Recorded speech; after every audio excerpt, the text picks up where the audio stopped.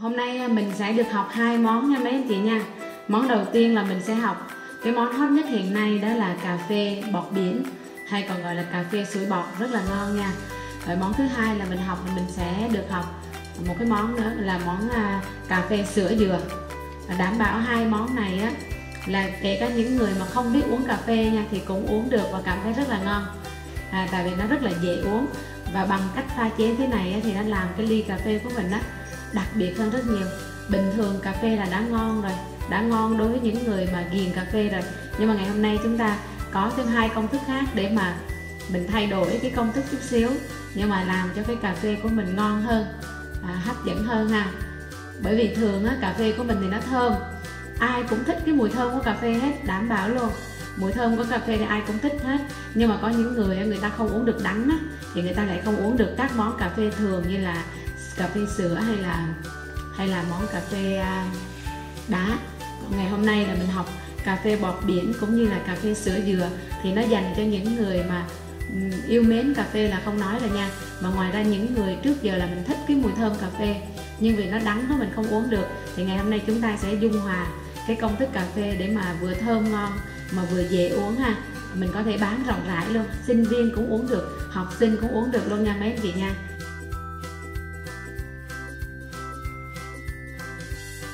Rồi, ở đây á, thì để làm món cà phê bọt biển mình sẽ cần có sữa tươi. Ở đây mình dùng sữa tươi không đường.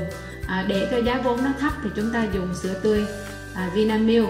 Tuy nhiên là Vinamilk thì nó sẽ hơi tanh và nó không đủ độ béo.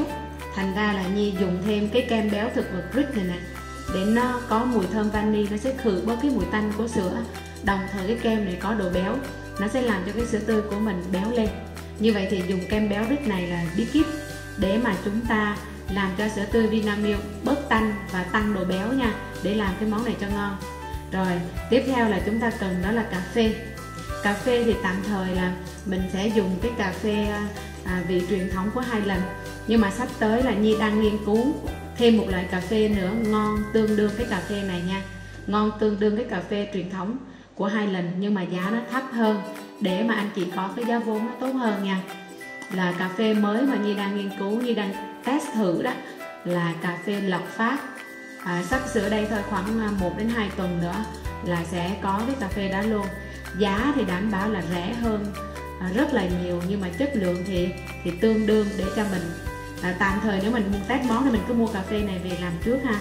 Rồi sau này khi mà có cái cà phê lộc Pháp mà ngon tương đương cà phê vị truyền thống của Highland đó, thì Nhi sẽ công bố trên các cái trang web của Vinba để mà mình mua cái cà phê rẻ hơn, bán cho giá vốn nó thấp, mình có nhiều đồng lời hơn nha. Rồi thì chúng ta sẽ sử dụng cà phê bột, và để mà làm món này thì mình nên có một cái máy đánh trứng cầm tay, hoặc là nếu mà món này anh chị là chỉ cần pha có khoảng 3-4 ly thì mình dùng máy đánh trứng cầm tay nha. Tuy nhiên nếu món này mà mình pha 10, 15, 20 ly một lượt, mình có thể dùng những cái máy đánh trứng công suất lớn làm được luôn mấy anh chị nha. Bước 1 là Nhi sẽ nấu nước sôi, và Nhi sẽ pha một lượt 2 phin để xíu nữa mình làm cà phê sữa dừa luôn. Ở đây thì Nhi sẽ sử dụng là 20g cà phê bột nha, cho vào phin. Mỗi phin như vậy 1 ly là mình sẽ cần dùng 20g cà phê bột nha mấy anh chị nha.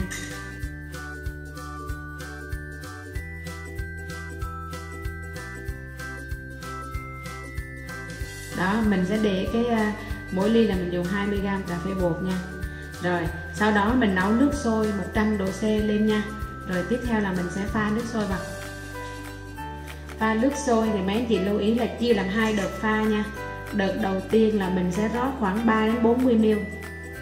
Mình cho 40ml đi cho nó thấm cái nước vào cà phê nha. Đợt 1 nha, 40ml. Đó. Rồi Nhi sẽ đậy nắp lại khoảng tầm 30 giây cho nước nó rút hết đi. Cái bước 1 mà khi mình pha 40ml á, là để cho mình làm cho cái cà phê của mình á nở ra, cái nước ấm nó thấm vào cái hạt, cho cái hạt nó nở ra. Rồi mình chuẩn bị rót tiếp đợt 2 thêm 30ml nữa. Vậy tổng lượng nước cho một shot cà phê phin là 70ml nước sôi nha. Bây giờ Nhi sẽ rót thêm 30ml vào nữa. Sau khi mình để khoảng 30 giây đó, cái nước sôi nó rút hết vào cà phê, cà phê nó nở ra thì chúng ta rót tiếp 30ml còn lại vào nha.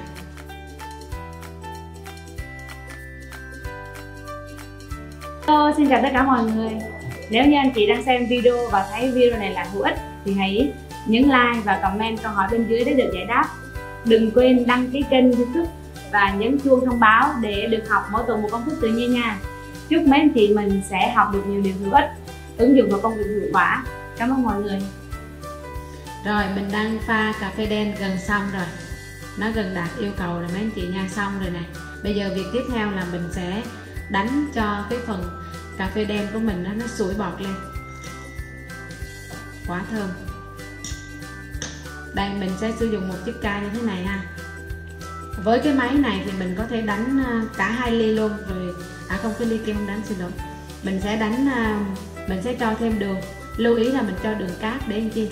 Để cho cái cà phê của mình á nó sẽ có cái độ cát, đường cát ma sát thì nó nhanh tạo bọt hơn nha.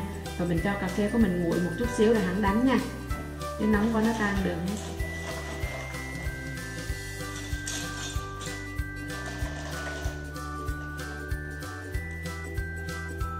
Rồi cho 30g đường cát vô và dùng máy đến đánh mấy anh chị nha.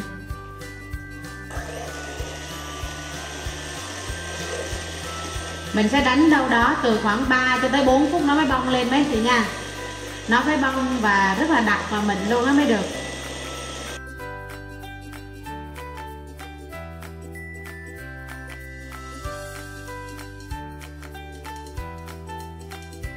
Đây, bây giờ là mình đã có được cái bọt biển rồi. Đây. Đó, thấy ngon không? Nó dẻo luôn nha. Nó rất là sánh nè. Và nó dẻo luôn mấy anh chị nha. Mình đánh khoảng 3 đến 4 phút đó. Nó rất là đặc sánh, mịn, dẻo, gần giống macchiato luôn. Đặc hơn macchiato một chút. Thấy ngon không ạ? Và đặc biệt nha, cà phê thì đắng. Nhưng mà sau khi bỏ cái đường đánh lên á, mình ăn mình có cảm giác cái độ béo luôn. Rất là hay nha. Thực ra cái độ béo đó là thực ra trong này nó đâu có độ béo gì đâu. Chủ yếu là bởi vì là cái bọt nó mịn quá nên mình cảm giác nó béo mà nó không có đắng nha. Lúc này ăn cái bọt cà phê này này rất thơm và ngon. Đó, thì khi mà mình bỏ trong ngăn mát, mình đậy nắp, mình bảo quản 3 giờ như vậy. Rồi nếu mà trường hợp giả sử mình bán không hết đi, mình để sang ngày hôm sau đi.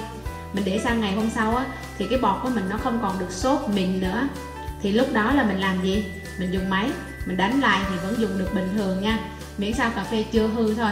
Còn cái phần bọt sữa này mình đánh ra này, nếu mình dùng không hết thì mấy anh chị cứ thoải mái là mình sẽ sử dụng lại.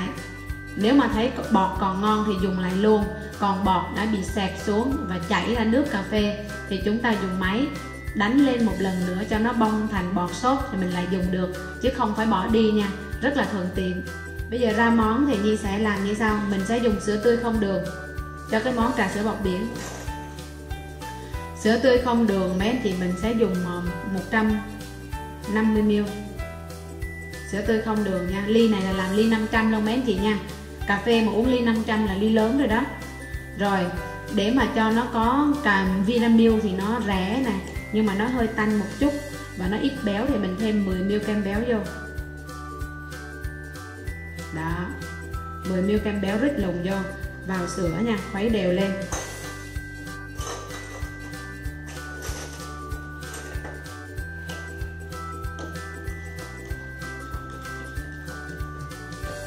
Tiếp theo mình cho đá vô mấy anh chị.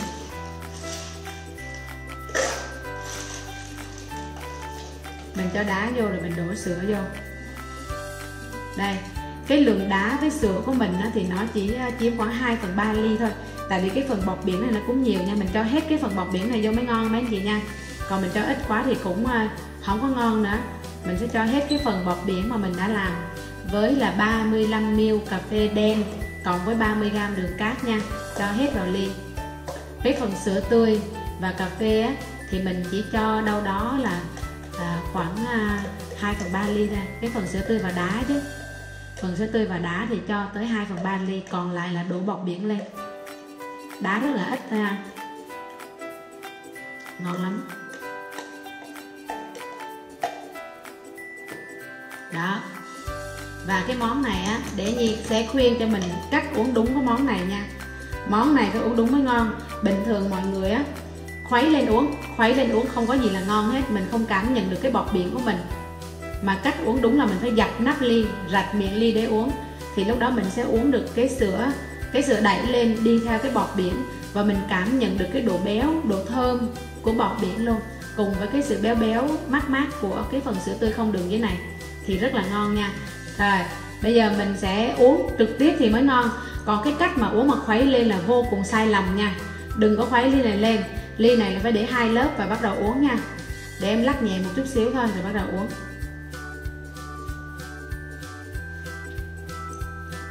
Quá ngon.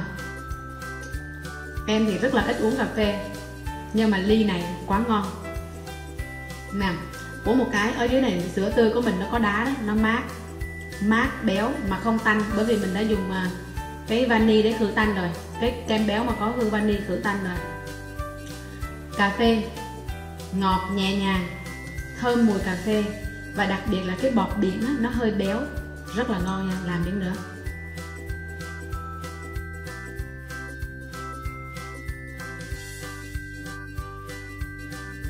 Ở đây cà phê sữa dừa thì Nhi sẽ sử dụng bột cốt dừa có lọc phát nha. Tiếp theo là mình sẽ sử dụng một shot cà phê đen. Là shot cà phê đen này khoảng 35 cho tới 40 ml nha. Anh chị pha cà phê đen nha. Ở đây là Nhi pha một shot cà phê đen bằng 20g bột cà phê và 70 ml nước nha. Đó, một shot cà phê đen. Tiếp theo là mình sẽ sử dụng bột cốt dừa có lọc phát để làm cà phê sữa dừa, đảm bảo là thơm ngon vô cùng. Rồi, bây giờ bột cốt dừa nha, lọc phát nha mấy anh chị nha. Thì ở đây là Nhi sẽ lấy 12g bột cốt dừa. Đó, 12g rồi đó. Rất là ngon mấy anh chị. Tiếp theo mình sẽ dùng nước sôi. Mình sẽ dùng khoảng 10 cho tới 20 ml nước sôi để hòa tan nha. Đây. Cho nước sôi trực tiếp vào bột cốt dừa để hòa tan. Đây nó có trong ngành cà phê nó có cái máy này này. Máy này là để đánh cho dễ ha, đánh cà phê lên bọt cũng được, hoặc là mình đánh với cái bột cốt dừa của mình á. Đó, cho nó tan. Mình khuấy cũng được, nhưng mà đánh vậy thì nó sẽ nhanh tan hơn, nó lên bọt. Tuyệt vời không?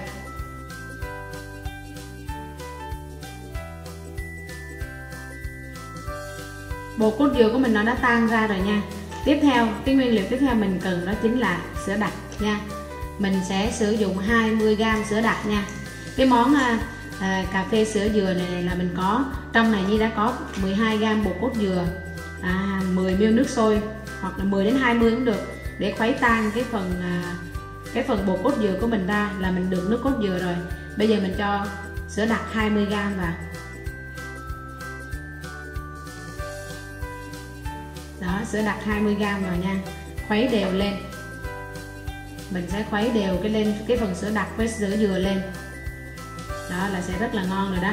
Cho tiếp một shot cà phê vào nha, 40ml cà phê đen, 35 đến 40 là một shot cà phê đó. Rồi, cho vào ly khuấy đều. Và để cho nó ngon hơn, nó lên bọt, nó thơm á, đánh bằng máy.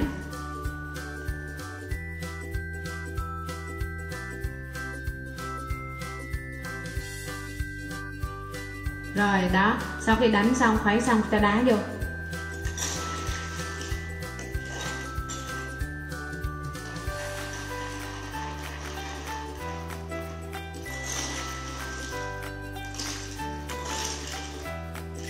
Đây, cái màu nó gần giống màu một ly cà phê sữa, nhưng mà nó ngon hơn. Đối với những cái người mà mê cốt dừa, mê mùi thơm của nước cốt dừa và mê cái độ béo á, thì sẽ ghiền cái món này. Thì sẽ thấy món này ngon hơn rất nhiều lần so với cà phê sữa, rất dễ uống đó nha. Tại vì cái độ béo nó tăng nên cái độ đắng nó sẽ bớt đắng, nó sẽ làm cho cái vị đắng cà phê nó bớt lại. Đó, thì chúng ta có được 2 ly là món cà phê sữa dừa và cà phê bọt biển ha, đã xong. Chúc mấy anh chị mình sẽ thực hiện món này thành công, cập nhật menu và bán đông khách. Hẹn gặp lại mấy anh chị trong các video tiếp theo nha. Rồi, chào tạm biệt mọi người. Hello, xin chào tất cả mọi người. Nếu như anh chị đang xem video và thấy video này là hữu ích thì hãy nhấn like và comment câu hỏi bên dưới để được giải đáp. Đừng quên đăng ký kênh YouTube và nhấn chuông thông báo để được học mỗi tuần một công thức tự nhiên nha. Chúc mấy anh chị mình sẽ học được nhiều điều hữu ích. ứng dụng vào công việc hiệu quả. Cảm ơn mọi người.